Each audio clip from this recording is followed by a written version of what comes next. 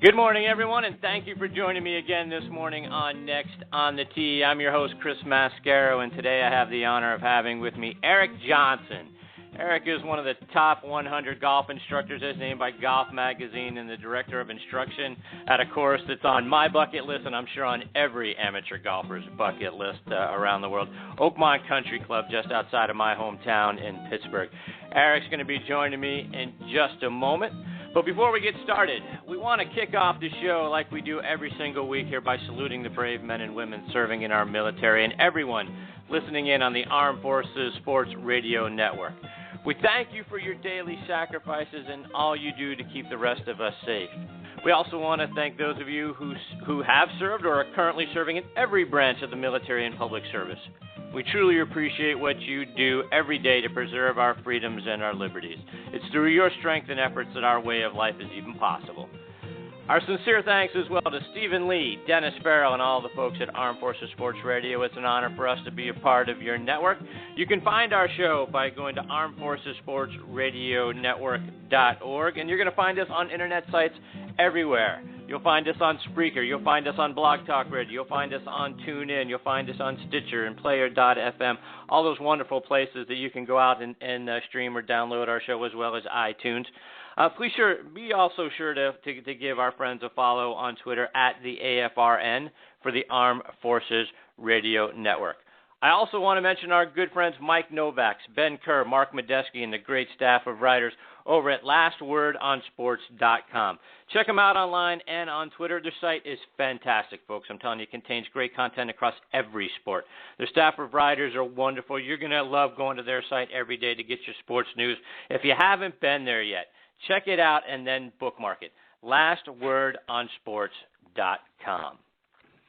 All right, now joining me on the Kaiven Foods guest line is Eric Johnson. Let me give you some background on Eric. He was a 4-year letterman at Mississippi State from 1992 to 1995, and he remains in their top 20 all-time for most rounds played. Graduated with his degree in professional golf management, he has been the director of instruction at Oakmont Country Club since 2004. He's Golf Magazine's one of Golf Magazine's top 100 teachers, and he's been on that list every year since 2011. He was also recognized by Golf Digest as a top 40 under 40 teacher. He is a 3-time Tri-State PGA Teacher of the Year. He is also a 2-time Horton Smith Award winner for his contributions to education.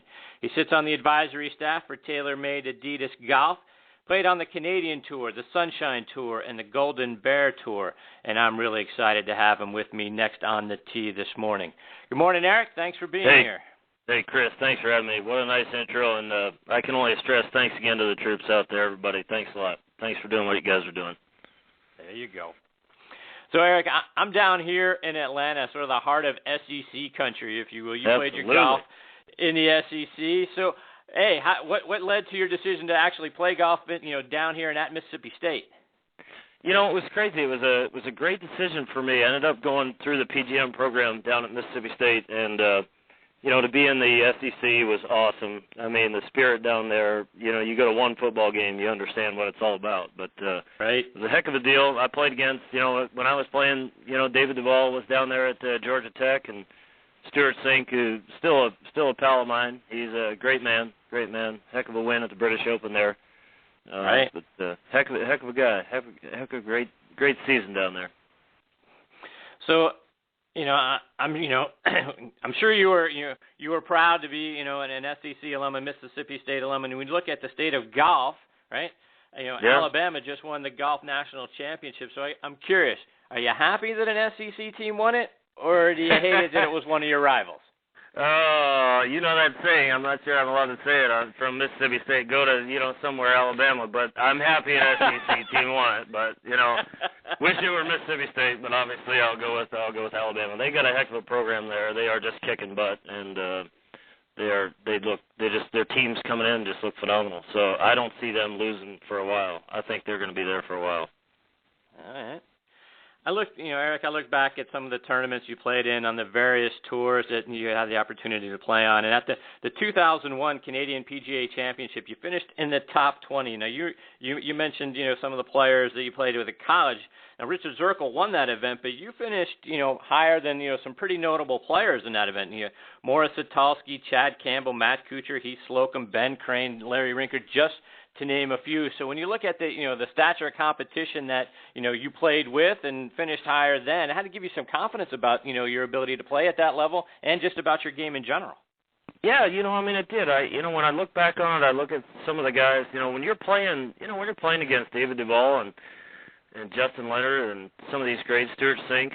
Stuart, all these guys were good. I don't think we ever thought, David Duval would be number one in the world, and sure enough, Stuart Sink would have been in majors. I don't think we thought like that. But looking back on it now, I kind of go, wow, that was pretty cool. There were some great players there. I had a pretty average career playing wise. It was I kind of ran out of money and kind of ran out of golf swing there at the end. But I was playing okay, and I think that I made a poor decision, which I see so many great players do. I figured out, I said, I need one stroke off my stroke average. If I can get my stroke average to 70.5 instead of 71.5, I'm going to have a heck of a career. So I went and changed teachers, and, to me, we tried to do a complete overhaul when maybe all I needed was an oil change, and I really kind of messed my golf swing up. And it really kind of put me out for a while. I couldn't find my golf ball, and that's tough to play, but so when you're out there and you try to, when you think about, don't make the same mistake I did. If you need to get a stroke or two off your handicap, just go right to short game. Don't. You're obviously playing good. You're obviously you're playing professionally. Right. You're doing something right. And I think that so many people. I think you draw a parallel to Tiger with this. The way Tiger has changed his golf swing for the last 7 to 10 years is beyond belief. The 2000 Tiger was I think unbeatable. You look at the stats. The control he had. I don't think anyone could beat him at that point. When he was on, no one could even touch him. You don't win an Open by 15 and a British by 12 and not be doing something right. To try to change that, what a shame. That's too bad. Right. We had Bobby Clampett on the show probably about a month or so ago, and Bobby said something very similar, that, he started getting so much advice when things started to go wrong a little bit for him in his golf swing. He got so much advice and tried to change so many things that it really, destroyed his career. Obviously he tried to go back, eventually to, his roots and his foundation from where he started. But, to your point, when you get that much input, how difficult is it to kind of sort through it? Because I'm imagining that much input, some of the things are contradictory to other things. It's got to, you got to have so much going on in your mind and so many swing thoughts that, you're just a mess out there. No question about it. You cannot play that way. We all instinctively have that inner person, that inner golf swing in our DNA. It's in there.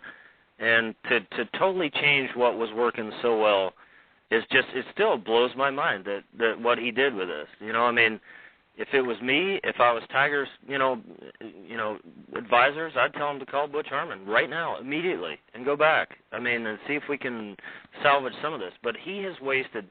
Think of the time that he has wasted trying to get better, so to speak, and how many majors he's not even competed in because he couldn't.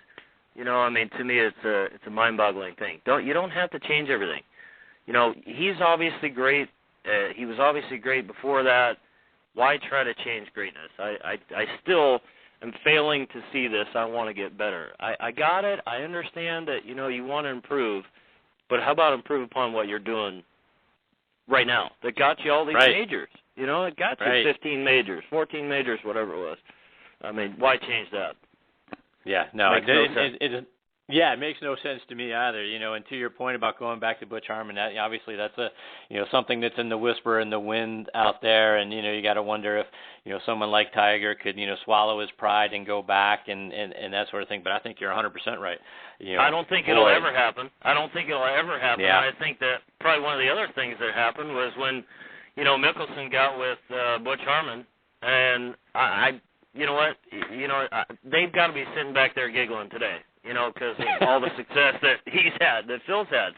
And I'm sure there was a little bit of a, hey, listen, this is purely speculation, but there had to have been something. Listen, if I come to you, you're not taking Tiger back. Because I think that was another way he knew he wasn't going to beat him.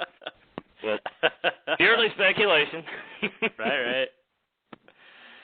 So, Eric, like I said, I'm from Pittsburgh, so as you can imagine, Oakmont is not only on my bucket list to play, but as a Jack Nicklaus fan and the 1962 U.S. Open being there, it's has a very special place in my heart. Not only from Pittsburgh, like I say, in Nicklaus's first major win. Can you speak to the history of Oakmont? Well, I mean, it's incredible. You think of 1962, like you're talking about, Arnold Palmer, facing Jack Nicklaus, Jack in his first professional major, and to have Jack win, was beyond belief. When I was sitting with Mr. Palmer recently, he was still talking about, I had 11 3-putts there that week, and Jack didn't have any. I outball striked him. It was hilarious to have, your living legend of Arnold Palmer telling you stories about when he played against Jack 50 years ago, and in the Open. And, some of the great champions we've had here, Saracen, Snead, Nicklaus, Johnny Miller, Angel Cabrera, you name them, they've been here. Hogan, how can I forget Mr. Hogan? But incredible names, incredible history. Every time I pull through the gate, I'm just amazed that I'm here, and been here for 11 years now, and I was an assistant from 94 to 97, so I've been here a long time, and it's been great to feel, every day that you're here, you feel the history of Oakmont. There's no question about it. Yeah, so that's what I'm curious about. When you do go through the gates, or you're whether you're in the clubhouse looking out over the course, or you're about to put a tee in the ground off the first tee, and you're walking that golf course. Can you feel the history when you're looking around and think about Hogan played here, to your point, Palmer and Nicklaus, all the great players that played there. But then I'm sure you've heard the legends about, so-and-so hit a shot on this hole and what that was like. Can you feel that history when you're walking around? There's no question about it. No question about it. The club historian has done such a great job to get, all the memorabilia on the wall, and you can't help but feel the history of this place. Every time you walk through the locker room, every time you walk around, Hogan, they always said Hogan on 8 used to hit it right in front of the green on number 8 and, putted for par. He never wanted to take it on. And so you hear all these great stories. You hear the stories of Bobby Jones, in the amateur, stayed upstairs in room 1, and his competitor was in room 2, and he stopped him going out the door because this guy was a night owl. And he said, listen, I want your best game tomorrow. You're not going out with this girl tonight. You're staying in tonight. And, the stories of that he's staying upstairs, and I stayed up there, and they say he's running around up there as Ghost. I didn't see him, but they say he's up there somewhere. I didn't see him, though. You mentioned about sitting with Mr. Palmer recently. How often does Mr. Palmer still come out to the course? And when he's there, is it like holding court? You got, him sitting in the clubhouse with, I can just imagine, lots of people sitting around and listening to him share stories from his career? Yeah, it's we don't get to see him as much anymore. He doesn't come up as much as he used to, and we miss him up here. We wish he would come over, but he stays up at Latrobe a lot more. Still a lot of gas in the tank, but I think he's slowing down a touch. But we wish he would come up. But we played in the Palmer Cup matches, and Mr. Palmer has the Palmer Cup matches here, which are the top professionals versus the top amateurs in the section. And he'll play. He used to play up in the matches up until a couple of years ago, and he'd play in the afternoon, matches, and it was great to have your living legend there. Right. And he would tell the stories of, he and Hogan didn't seem to really hit it eye to eye. Right. And he used to call him fella. He wouldn't even call him Palmer or Arnie or anything. He'd call him, hey, fella. And to hear those stories about how he was telling this story about how they played in the match, and Palmer said I won 2 or 3 tournaments before that, and I was playing, I was tired, I was exhausted. They said, are you going to play a match with, Hogan at 10 o'clock? He said, I'm not playing. He said, no, you're playing. So I said, all right, I'm playing. So he said, I hooked it all around the place. He said, I was awful. And then I birdied the last 3, and we won the match. So I come in, and I'm sitting down, and Hogan walks in right past me, puts his back to me, and sits at the next table. And he said he wouldn't even sit with me because I said I hit it so bad. And he said he couldn't. He was so mad that he lost to that. But I mean, to hear those stories coming straight from the man's mouth, they're just awesome. What a human being. What a tremendous man he is. No doubt. So I imagine when you meet people and talk about where you are, the director of instruction. I'm picturing sort of a Joey from Friends moment. You say, hey, Eric, where are you from? Oh, Oakmont Country. I go, oh, Oakmont, how you doing? Yeah. I got a lot of friends. I bet you do. Yeah. No, it's quite a place. I mean, it's the history of this place, like you've talked about, it's incredible, and it's on everybody's bucket list. It's quite a golf course. I mean, it's so hard. And it just keeps getting harder. The USGA and our grounds committee, they keep coming up with ways to make it harder. And I said, no, wait a minute. 6 over won the Open last year. Do we need to make it harder? These guys come once a week. We got to play it once every 10 years. We got to play it every week. What are you doing to us here? But right, it's a brutally hard golf course. When it's in its perfect shape, it's unbeatable. Yeah, so I mean, I got to imagine, for the everyday members and however many you have out there, for the guys that get the opportunity to play it on a fairly regular basis. I mean, if to your point, 6 over won the Open last time. I mean, what's it like for the daily guy to try to play that thing? Well, I mean, everybody, so many people when they bring their guests out here, they say, I want to go right back to the back tee, and we say, okay. Try one hole and then move right back up to the blues. It's just an impossible golf course. You can't finish. So, I mean, it's just so hard. I've never seen a golf course that's so penal. If you just hit a little bit of a bad shot, you are in bad shape. It's a stroke lost. It really is. It's that hard. And it is a true story that they did have to slow the greens up for the Open. We had them so fast that they said, listen, these are too fast. You got the last couple that we've had, you have to slow these things down. Yeah, that's a true story. That is a true story. I'm not sure there's many places that can say that, but we can. No, I'm sure there aren't. The course consistently ranks in the top 5 courses, in the country. And there's a couple of interesting nuances about Oakmont for those who aren't as familiar with it. First, you've got virtually no water on the golf course, and then really since 2007, no trees, right? Yeah, we did a huge renovation to kind of restore the golf course back to where it used to be. And back in the early 50s, there was a man named Fred Brand, and they had a tree fund, of all things. I believe they owned the interest in a nursery or something, but they got this fund together, and they said, wouldn't it be great if we had a whole bunch of trees on here? And they planted trees, and those trees grew and grew and grew and grew, and they overtook the golf course. And it was very, very inundated with trees. And so back in even before the 94 Open, right after the 94, the USGA kind of said, boy, wouldn't it be cool if we kind of got this place back to where it used to be. And from then, I wish I had stock and chainsaws back then. We were going through, we cut over 10,000 trees down. It was and they do some at night. They have phase 2, phase 3, all this night. They literally go out with the lights, cut down trees, and you come walking by. They'd have it sodded. You'd walk by and you go, wait a minute, wasn't there a tree here? I mean, it was that secretive, kind of how they were doing it. I mean, you'd be like, well, I swear to God, there was a tree here yesterday, but it's gone. Well, we've totally taken every tree out. Like you said, there's not one speck of water on the golf course, no ponds, no streams, nothing. And it's still that hard. But like you said, no trees now. Yeah.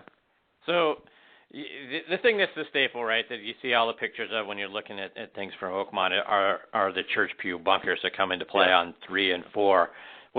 What was the thought process, behind, putting those things in, and how difficult is it once you get in there? Yeah, once you're there, you just got to, suck it up and take your medicine and get out. I mean, there's that great picture of Palmer in '83 where he's hitting out of there, and, he's not going for the green. He is hitting it out. And but once you're in there, you got to take your medicine and just get out. It is you can't do it. And Henry Fohn's the designer, 1903. Hard to imagine that he would come up with such a masterpiece. And that was his only one that he did. He helped out on Pine Valley. Not many people know that. He helped out on Pine Valley. Oh, okay. He, that was his only one that he took credit for, and then he ended up quitting the club because they put in a pool. So he was a strict golfer. He didn't want any part of this country club. He wanted a golf club, and he ended up quitting the club. This is a true story because they put in a pool. Yeah. So, you've already talked about the speed of the greens, but, when you think about Oakmont, with no water, now no trees, it seems like the greens are the thing you've got to learn to be successful at Oakmont, sort of similarly to, what it takes to be successful at Augusta National. So exactly. when guys are coming out there to prepare for an Open or, any sort of major event, are they pulling you aside to understand and say, look, Eric, give me a little help here. Tell me, because the greens slope, right, away from the fairway. So you got that going for you too, right? Yeah. I've gone out with some of the guys and, during the practice rounds and, especially some of the girls, when we had the ladies open out and talked about the greens and talked about, some of the places to hit it and where you can make pars from and where you can't. And those are the big things. I mean, when Mickelson was here, he and Dave Pelz, they went out at 7 o'clock on the backside and they charted every green. They have this stimp meter gauge that they take around, and they're measuring every spot and every hole, and they're measuring the slopes and the angles. And I mean, it was kind of borderline too much. I mean, he spent the entire day. He went back out at 2, and they finished at 7:30. I mean, he came in about noon and went back about 2, and then did the front side. I mean, to get all this charting of the greens, he literally spent an entire day on the greens.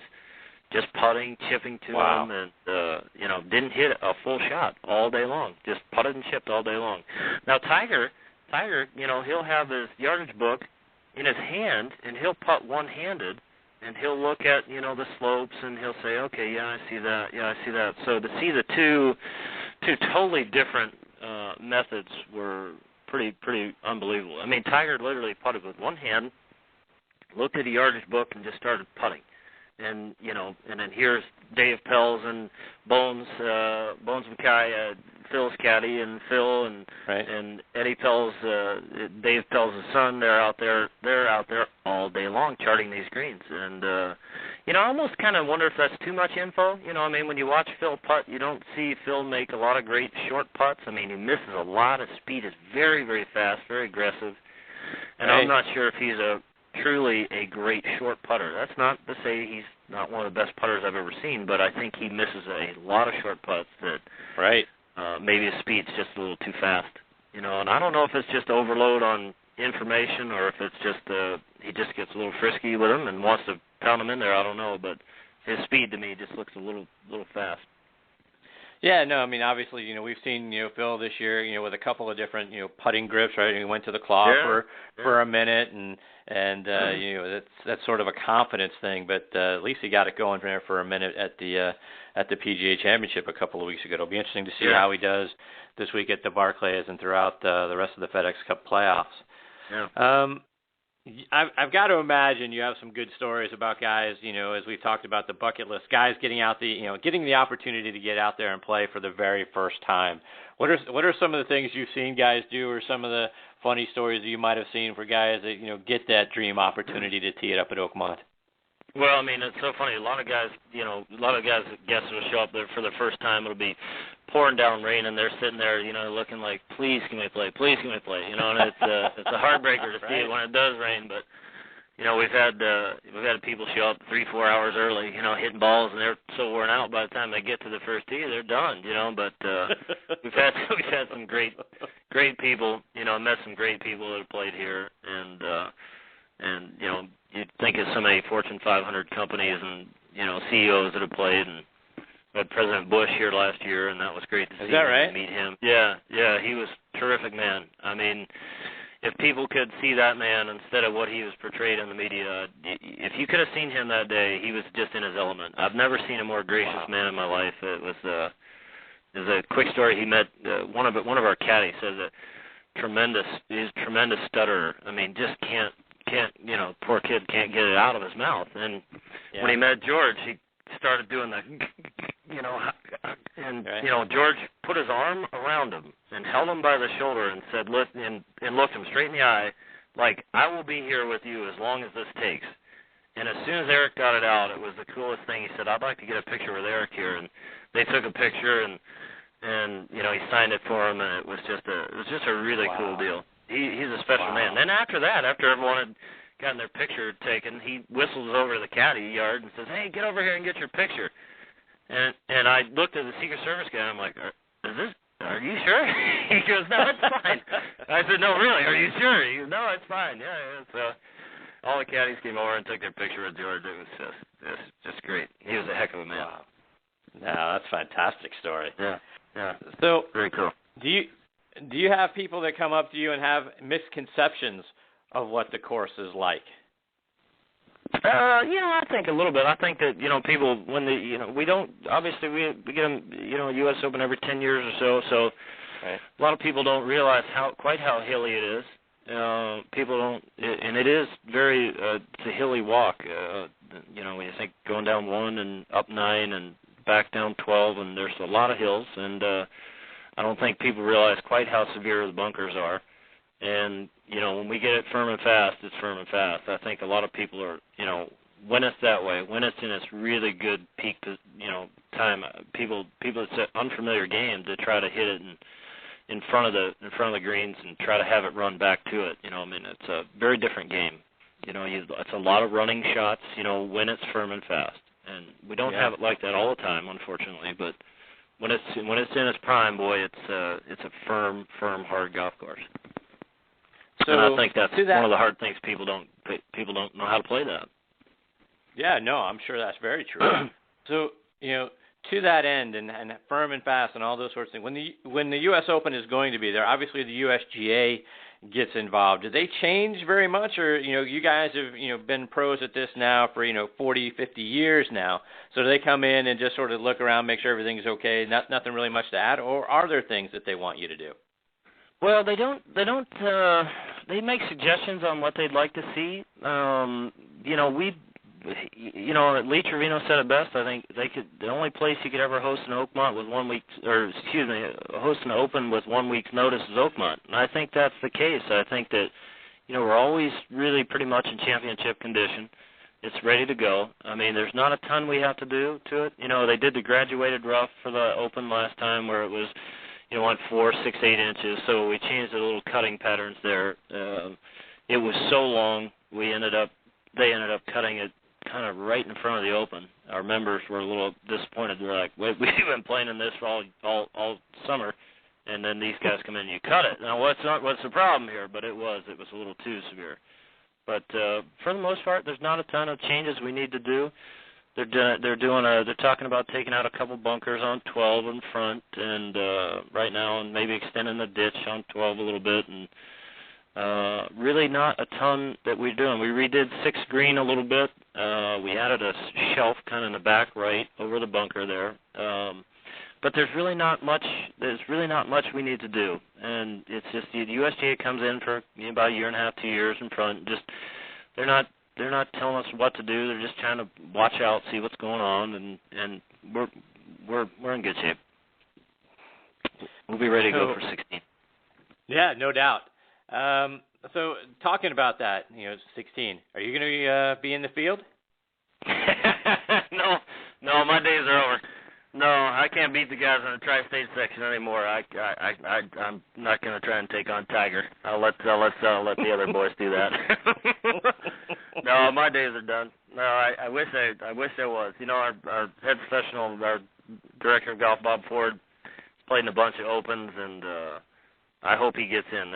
He'll be retiring after that, and it'd be a pretty cool way for him to go out. 10-time player of the year, one of the best players I've ever seen in my life. Could have played on tour, should have played on tour, but had unbelievable run. This is his 35th year as director of golf here at Oakmont. Wow. And he's also the head professional at Seminole Golf Club in Florida, so another top 10. He's run both of them. So quite a man. Quite a man. I'm honored to be here with him. So, Eric, like I mentioned in your intro, you've been named one of the top 100 instructors by Golf Magazine, Golf Digest, recognizing you as a top 40 under 40. So, talk about some of the golf tips. I went out. You've got a wonderful website.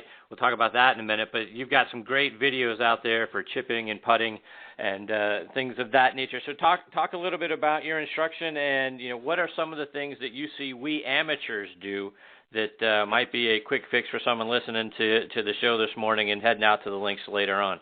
Yeah, well, thanks. I mean, it's been an interesting run in the teaching world for me, and I've always enjoyed it. I've always enjoyed tinkering with the golf swing and kind of seeing what works and what doesn't work, and then putting it into play. And I mean, I have, like you said, I have played and I've seen what kind of works and what ideas don't work, and I've spent a lot of time with sports psychologists, and I've spent a lot of time with a bunch of them, and you got to find out what works for the player, what works out there. As far as my instruction, I'm probably the anti-methodology guy. I don't believe that there is a method that works for everybody. If you look at our body types, our swing sizes, we're all different. We're all different human beings. How can we say everyone should be a stack and tilder?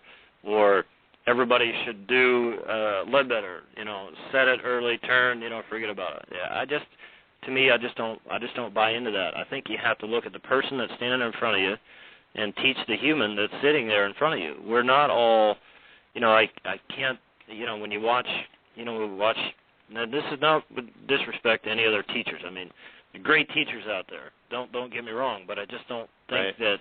I just don't think that if you're going to go to Hank Haney and he's going to tell Charles Barkley the same thing he's going to tell Tiger and everybody else, I just don't know that that's what needs to happen. Now, Haney doesn't really do that. I'm just using that as an example. And I've got a ton of respect for Hank, and he's a good man. He's a great man.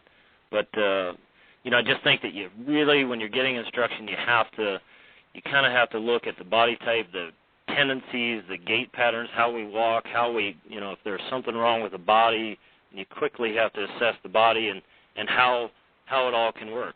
I mean, as far as instruction, probably the most common things that I see, and if you want to improve your short game out there, or you want to improve your handicap out there right now today, work on 3-foot putts and in. If you can get those in the hole and inside of 5 feet, if you can make those more often, you'll lower your handicap immediately, 3 to 5 strokes immediately, if you can start being a very, very accomplished short putter. And to me, that's about the face. I mean, we see all these gadgets about inside, the down the line, and we've got the putting arc, and we've got all these gadgets that talk about the path of the golf swing, but 90% of the population cannot aim the putter face inside the hole from 8 feet. Now, you start thinking about that. The ball goes wherever the face goes, especially in putting. And again, 90% of putting is the face. It's not the path. I mean, all these new studies about how important the face are out. There's tons of studies out explaining this. And it is about the face. You can do a lot of bad things in the path of the stroke, but at the moment of impact, the moment of truth, if that putter face is lined up down the target line, the ball will start down the target line, and then it will go in the hole. And, I just think on full swing, I think that people we're not quite getting the relationship of the grip to the face. I mean, if your ball slices to the right, that means that period, end of story, the face is open to the path. If it's a big hook, it's closed to the path of the golf swing. So you've got to get the relationship of, how to square the face, to the path, if you're really curving the ball. And a lot of times for people, if you're curving it way to the right, if you're hitting a big slice, you got to strengthen the left hand and really work on getting the toe to be closing or beating the heel, so to speak. Getting the toe in front. If you're hitting a big hook, it's the opposite. We have to feel like how we're trying to figure out how to match out the face a little more, to the right. Right. One of the other, you had 2 other tips that I really enjoyed on your site. First of all, is play your percentages. Talk about what you mean by that. Yeah, exactly. There's that. We did that video for the PGA of America, their video DVD series, and people talk about should I go for it or should I not go for it? And I always say, listen, if you don't think in your mind you can hit this shot 70 or 80% of the time and pull it off, then you got no business doing it. You can't hit that 1 in 10 shot every time. Especially when you play in match play and you're playing in club events. We just got back from a trip to we have the Oakmont versus Loch Lomond Cup matches where we take on a Loch Lomond Golf Club out of they're just outside of St Andrews, outside of Glasgow. We have a match versus them. They come here on the even, we go there on the odd. It's an unbelievable trip, and wow. We just got back from over there. And when you're playing in match play events, it's amazing how many times par is a really great score. You can just wear people out with pars. And, so I play the percentage a lot. I don't hit a ton of drivers anymore. I get it in play. I hit it long enough with my fairway woods or my, the TaylorMade's got that new mini driver out there. I get that thing in play, and I just wear people out. As far as just keep it in play. You don't always have to hit the driver. Par's a great score, and it doesn't have to always be driver sandwich. It can be 4-iron, 8-iron, or 4-iron, 7-iron. And you can't believe how that, has helped me, especially in match play situations. I've been a great match play player only for the, stake that I say, listen, I don't want to make mistakes. I don't want to hand people holes. I want them to make birdies. If they make birdies and they beat me, fine. But I'm going to wear you out with pars, and that's playing the percentages. You got to get it in the fairway. Sounds so cliche. Get it in the fairway. Get it on the green. If you don't get it on the green, get it next to it. Chip it up there close. Make a par. Make a par somehow. You will not lose in match play events if you make a ton of pars, unless you catch some buzzsaw and they go crazy on you with birdies. But that rarely happens. Yeah, that sounds, very reminiscent. Like I said, I'm a big Jack Nicklaus fan, and that's very reminiscent of, how Jack approached, particularly going into a final round of a major. Looking around, I remember, people telling the story about, all of the rest of these guys are going to crumble, and I'm not. Exactly. And, yeah. And I'm going to go out there and, He knew it. He knew it. Everybody knew it. And, Jack just stood there and intimidated the heck out of him. And, Jack, there's a great story about Jack. Mike Molaski is a good friend of mine. Mike does the head of Nicklaus instruction worldwide, and he has this great story about Jack, and it was an unbelievable story. When you're hearing this, you hear how this man thinks, and it was crazy. He said, Jack, how many putts do you think you made inside of 10 feet during the majors? And he said, I made them all. He said, well, no, Jack, you had inside 10 feet, you had to miss something. Didn't you miss that one at Augusta? And he said, I made them all. And he goes, Mike's like, I really don't understand. You had to miss something. He goes, Mike, I hit the ball exactly, the ball went off exactly where the putter face was lined up at impact, therefore I made the putt. If it didn't go in, that's another story. The green didn't let it go in, but I made the putt. So here he's thinking out, we're like, that's not reality, but that's how the mind, he's a bulletproof mind. And then he said to Mike, I thought this was the best part of the story. He goes, Mike, let me ask you a question. And he goes, okay. Now Mike's trying to slide under his chair, getting out of the way, like, oh, God, what's Jack going to come at me now? He said, let me ask you a question. He said, do you have a favorite place that you can think of in the world? And he goes, do you have that? And he goes, yeah. He goes, where is it? And Mike said, I was with my kids out on the beach, whatever it was. And he said, mine's standing over a 5-footer to win a major.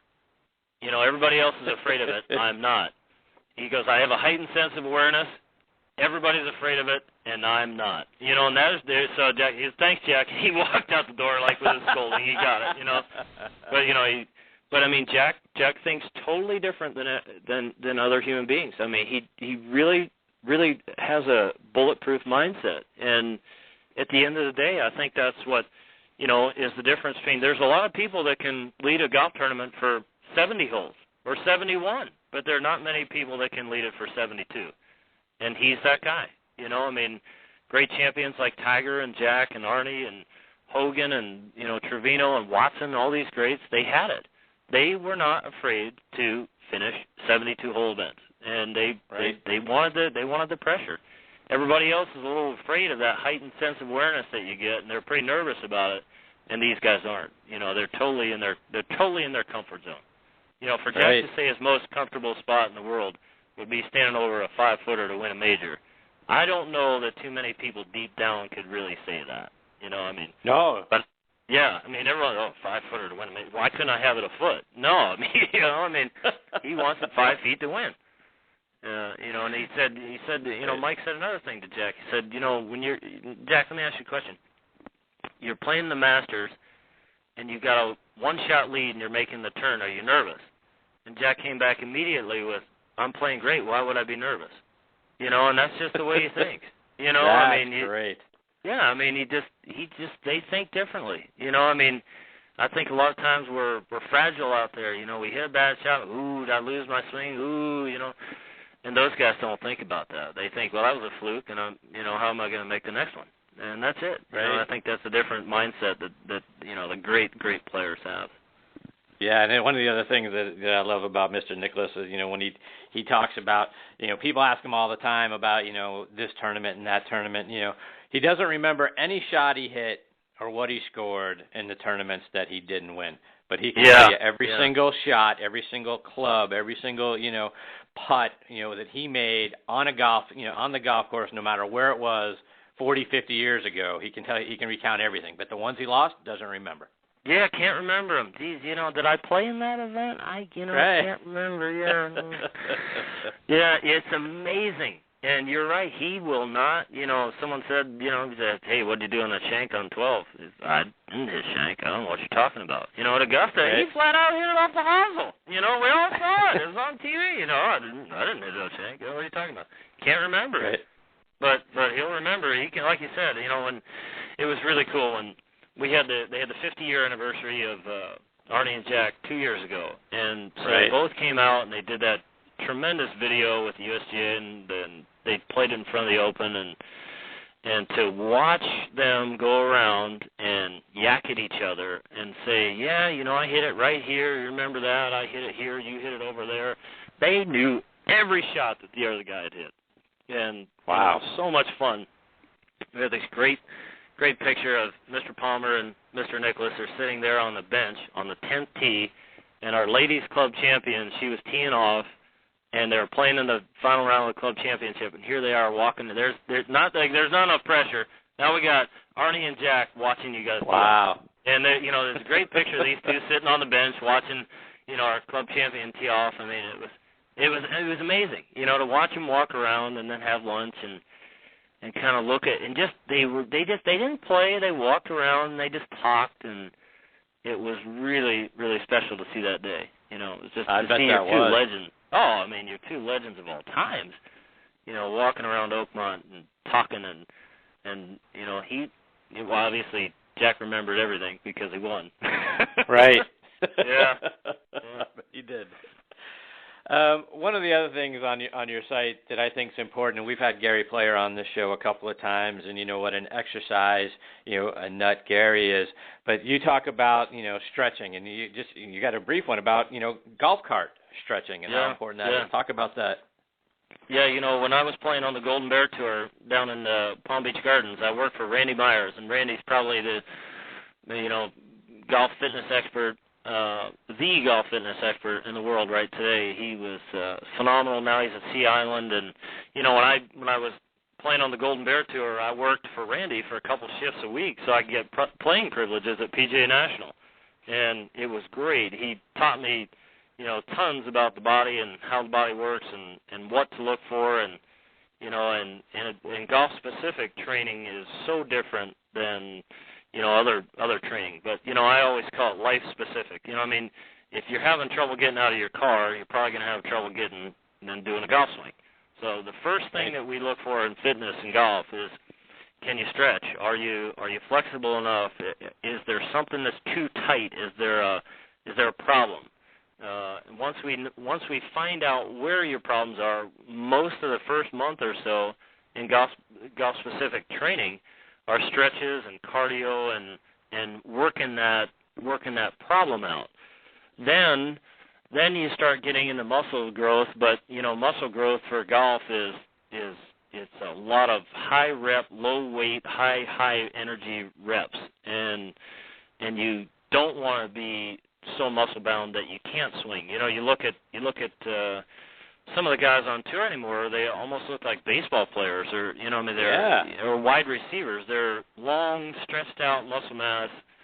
They're not bulked up totally. I think Tiger might have taken it a little bit too far here, but and you look at David Duval, he might have taken it a hair too far back in his day as well. Now he totally looks different than what he used to, but right. I think you can hurt yourself if you're not doing it properly. And that golf course, if you go on my website, you can view that stretch. We start at the lower body. You start with the calves, then you go to the knees, then you go to the glutes and the hamstrings and the basically glute muscles. You kind of work up the body, and it's a 5-minute video to show you how to get loosened up. All of those things I was taught by Randy Myers, and it's a great way. The other thing that I see people do this mistake all the time, they get up to the tee. They take a club, put it on their back, and they start twisting like crazy. And you go, whoa! You've got to try to lengthen the spine before you rotate it.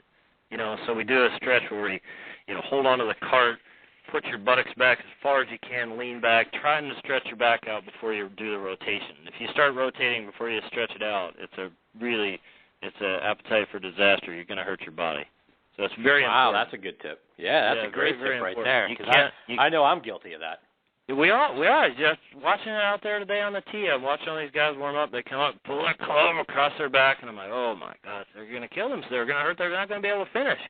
You got to try to stretch the back. You got to loosen up, stretch it out, elongate it before you rotate it. It's very, very important. That's a great tip right there. I wrote that one down. Yeah. So, Eric, like I mentioned also in your intro, you're on the advisory staff for TaylorMade Addidas Golf. Talk about what you're doing, in conjunction with them. Yeah, it's a great partnership. It's a great company. I'm so fortunate to be, in line with them, and I'm, obviously lucky enough to choose any manufacturer that I want, and that's the one I wanted. And I've played their product for 14 years now, and I think they're doing some of the best stuff out there. I get to, being on the advisory staff is pretty cool. I get, the newest product, and I get to, hit it and get it before everybody else and see what it's like and, put my little insight into it. They've got their designers. They know what they're doing without me, but, we get to talk about what we feel, and what we like and what we don't like, and painting patterns and color schemes and things like that, what fits your eye and what doesn't. It's an awesome company. Mark King has done an unbelievable job. Mark King was the CEO of TaylorMade, and he's just knocked it out of the park. Went from a $300 million to $1.8 billion in sales. When you start thinking of those numbers, it's incredible. But obviously, golf business is in a little bit of trouble right now. It really is. The demographics of some of the numbers of what we're seeing, and younger players, and back in the days, my dad was a banker. They closed the bank on Wednesdays at 1 o'clock. They all went and played golf, and that's not happening anymore. And people aren't joining clubs the way they used to. I think the game is maybe a little bit of an identity crisis. I think it's losing players. We know that. The National Golf Foundation tells us we're down 1 million players every year for the last 4 years. That's 4 million players. Now, where are they going? That's an alarming statistic. When you see Dick's Sporting Goods, which Mr. Stack is a member here, and they had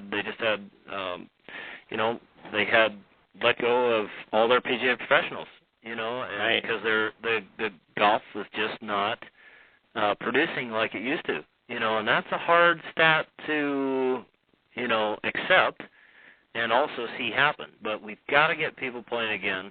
And we've got to make the game fun, and we got to, I hear that, it takes a lot of time. Think about it. You get in your car, you drive to the course, you get something to eat, whatever, you warm up, you play 4.5 hours. Let's say it's slow and it's 5. Now you're away from your home 6-7 hours. That's a lot of time to spend away from the home. Right. And so we've got to get some things to get the game moving a little bit and keep making it fun out there. Mark King came out with this 15-inch cup, and you play 14 holes. I've never done it, but I'd like to try it. But anything to get people playing. And, to me, that's what we need to really focus on. I think the USGA, they go on this, well, we got to ban long putters, and then we got to ban these grooves, and you say, well, wait a minute, why are you doing this? Well, we got to protect the game. Well, from who? You've just lost 4 million players the last 4 years. Who are you protecting this game from? So I think they have an agenda where they're trying to protect it, and I think that some of us are trying to grow it, and I don't want to see it. I don't want to see it. You lose another million players. Now, what happens if, let's say, if you give some guy a long putter and he can shake it in from 4 feet or 3 feet or 2 feet for that matter, and he plays around the golf, I'd much rather have that than saying, hey, we're going to ban this. It doesn't make you, say, well, it's cheating. It's not to the fundamentals of the rules. Well, we used to play with persimmon heads and wooden shafts. Is that is a tradition of the game, a big white 460, cc head? Now, come on, guys. Let's not go crazy here. But we're not giving you the keys to the store, but let's let people play, right? We're not going to make it, it's that easy where everyone shoots. If everyone shot 59, no one would play. But but you have to make it where people can enjoy it. And now, if a weekend player needs a long putter to shake it in there from 2 feet, have at it. If you want to change, everyone says, well, bifractional rules are terrible. Well, wait a minute, hold on. What? If a tour player, if you want to change their golf ball, go ahead. If you want to change their equipment, go ahead. Don't change the amateur player. Let them do whatever the heck they want. Those are the people that are growing this game. They're the ones that are playing it. Think of it. There's 150 tour players on the tour, 200, let's say, and there's the girls, and then there's the Champions Tour, and then there's the Web.com, and let's say there's 2,000. There's 2,000 playing professionals. There's 24 million that other ones, So why are we making the rules just for these elite players? It doesn't make sense.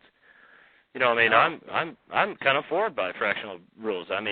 I think we should be building a driver that goes 400 yards. I think we should make a golf ball that goes 400 yards. Let people experience how much fun that could be. I'm totally the opposite way.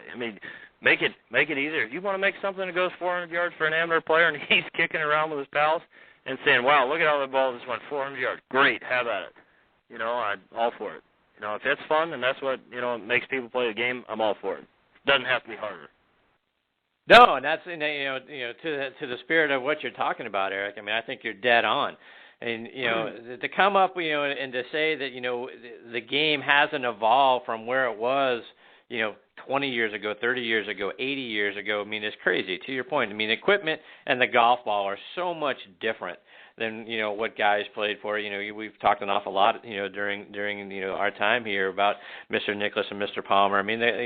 Goodness knows how far and what they could have done with the golf ball that we're playing with today and the equipment we've got now. And Jack's just mad about it because everybody can do it now. He used to do something nobody can. Now everybody can. And he just can't get his hands around it. Jack used to hit it 360, and he won that back when they had the long drives at the PGA Championship. He won it. He hit it 362 yards or something crazy like that. So think about with that equipment and hitting it 360 yards, what he might have done today. No wonder some of the golf courses, we're blessed because we have opens and we can get out some debt and we can make changes to the golf course and lengthen it and we're not landlocked. We can make some changes to the golf course where we can make the guys be able to still play it. But there are a lot of clubs that can't say that. They can't go back to some of these because they're landlocked because of the equipment. And I say for that, if you want to change it for a tour player, you want to change it, restrict the ball, make 10% of it come out, go ahead. But I think, again, the manufacturers figure this out. The manufacturers, they test the equipment at 100 miles an hour. Now, manufacturers are pretty good at this. They figure out, hey, they're testing 100. What happens if we swing it 115? Well, incrementally at 110 miles an hour, that ball goes incrementally further with the new equipment and the new balls than it does at 100. And they figured it out. They know it. So they've gotten past the USGA on that alone. You know, Right. so, I mean, USGA tests 100 miles an hour, shoot the ball at 100 miles an hour, they see how fast it comes off the club. They don't do it at 115 like some of these guys are swinging. So the manufacturers internal weighted and done some stuff where they make that ball go, and it looks like it never falls out of the sky. It just keeps going. Yeah. So, you know, and it's incrementally. All I can tell you is it's incrementally. Once you get over 105, 107 miles an hour, that ball starts doing stuff, and you go, wow, how did that happen? They figured it out. They're smarter than we are. They figure it out. They get all these engineers sitting in a room figuring this stuff out. I'm trying to teach people how to play golf, but they know what they're doing. Yeah, they do. You make a great point there a moment ago, Eric, about your golf course is you got land, you're not landlocked and that sort of thing. We had Dave Harner on the show a week or so ago, and Dave was talking. He is the director of golf up at the French Lick course, where they've got the PGA, coming next year, and they just had a Women's Legend event. But their Pete Dye course out there, you can play 8,100 yards. Yeah, I mean, come on. Is that where we're going? We're going to 8,100-yard golf courses? Yeah, I mean, you think of all the great golf courses that they've made obsolete, and Like Marion. Well, yeah, Marion. I mean, they I mean, how many? I don't think Phil had a driver in his bag, did he? He played with that nuclear 3-wood, and I mean, now I don't. I mean, it's Marion's an unbelievable place. But, I mean, time might have not been kind to it because the ball goes so far. So if you want to restrict those guys, go ahead. But don't do it to the poor amateur that's out there trying to finish, and break 85. I mean, we know the stats on that too. I mean, what is it? 15% of the population can't break 85 or can break 85. So I mean, we got 85% of the population can't break 85. So now we need to make it harder, and we're not going to give them grooves, and we're not going to give them long putters and all this stuff. Come on. What are we talking about here? Let people finish. Let them have fun. And I think that's at the end of the day, that's what it's all about. Eric, you've been fantastic. Boy, I could talk to you about golf all day long. But before I let you go, one more thing. Just how can talked about how our listeners can find you online and then follow you on social media. Yeah, thanks. And you can look at ericjohnsongolf.com. That's my website. I wish I did more social media. I don't do a ton of it. I know everyone's kicking me to say I need to do more of it. I'm gonna redoing my website and making it a little more interactive where people can see more stuff from me and sign up for weekly tips and all this stuff. But ericjohnsongolf.com, and I appreciate you having me on the show, and thanks, Chris, for all your success in this show. And again, thanks to all the men and women out there doing what they're doing. We appreciate it. We get to play golf because you guys are suffering a little bit, but really appreciate it. Yeah, outstanding. Eric, thank you so much for joining me this morning, taking time out of your morning. You're fantastic. I can't believe that we talked for the whole hour and it went by in a blink of an eye. I hope you'll come back, and join me sometime because, I'd love to continue to get your insights on what's going on, around the game of golf, around the tour, and then obviously staying up to date with what's happening in Oakmont. Like I say, a golf course, being a Pittsburgh kid, it's near and dear to my heart. Yeah, well, it's on your bucket list. We need to get it off the bucket list. And you call anytime. I'd love to do it, and I appreciate it. And, again, congratulations on your success of the show. All right, Eric, thank you very much. We'll catch up again real soon. All the best to you, your family, and everyone out there at Oakmont. Chris, thanks, buddy. Talk to you later. All right, take care, Eric. Bye-bye. Thanks, guys.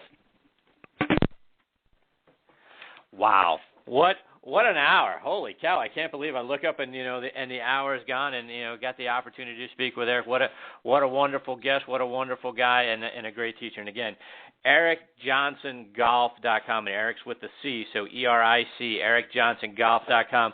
A lot of great videos, a lot of great tips, and that stretch one is going into my routine every day now. All right, everybody, it's time to put a bow on this one. Like I say, my sincere thanks to Eric and for you for tuning in and listening this morning. I appreciate you guys the very most. Please also be sure to check out our sister show, Thursday Night Tailgate, with me, my co-host Bob Lazzari, and our announcer Joe LaGenusa. You can hear us right here on Armed Forces Sports Radio, as well as Blog Talk Radio, TuneIn, Spreaker, SoundCloud, Stitcher, Player.fm. If you want to take us with you on your mobile devices, you can also download the show off of iTunes. We're on radio sites across the internet, so please check us out. That show airs every Thursday night from 8 to 10 p.m. Eastern Time. We're joined every week by legends, from around the NFL and the Canadian Football League as well. Check out both show sites on Facebook. Give us a like. That's very important to us, too. So Next on the Tee and Thursday Night Tailgate. You can find us online. This show, nextonthetee.net and thursdaynighttailgate.com. You can stream or download any of our archived episodes by going on there. And you'll find out who some of our featured guests are coming up. You can stay up to date with those. And shoot us a message on Facebook if there's a question that you'd like for us to ask one of our upcoming guests. We're glad to get that on the air for you as well. All right, and until next week, my friends, hit 'em straight.